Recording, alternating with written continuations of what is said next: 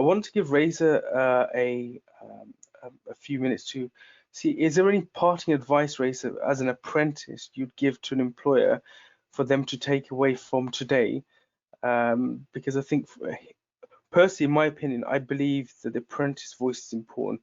So as you as an apprentice, what parting words would you give to the employers that are tuning in today?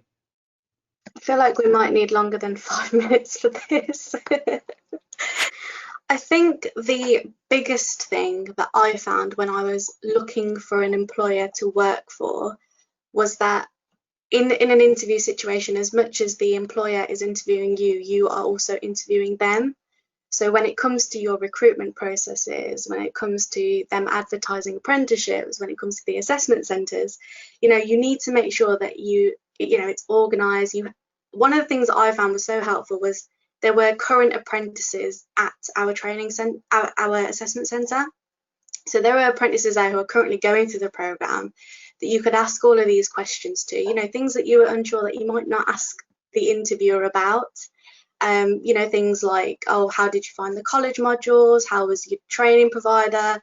Things that if you did ask your employer, you'd probably get a very different, maybe a different answer, maybe a not so in-depth answer because they haven't experienced it. So having apprentices at assessment centres was a big thing. I think the communication between training providers and employers is really, really important, especially when you want to make sure that you're learning the things that you should be learning on your apprenticeship, etc. The other big thing was obviously role models. I will always advocate apprenticeships, and I think apprentices have their own personal responsibility to go out there and talk about apprenticeship opportunities.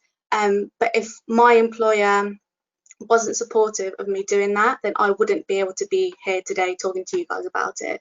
So a lot of it is picking out apprentices who you think are shining stars in a sense, or do show that commitment and want to change the face of the industry or how it works. So having role models is really, really key there.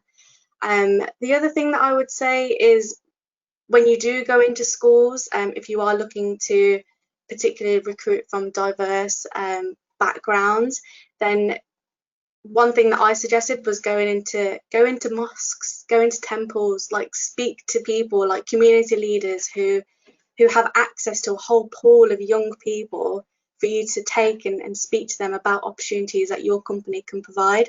I think that is a big thing, and I think employers are scared about doing that. I think employers, it's new territory, you might not be completely comfortable with it, but I think that would be so effective.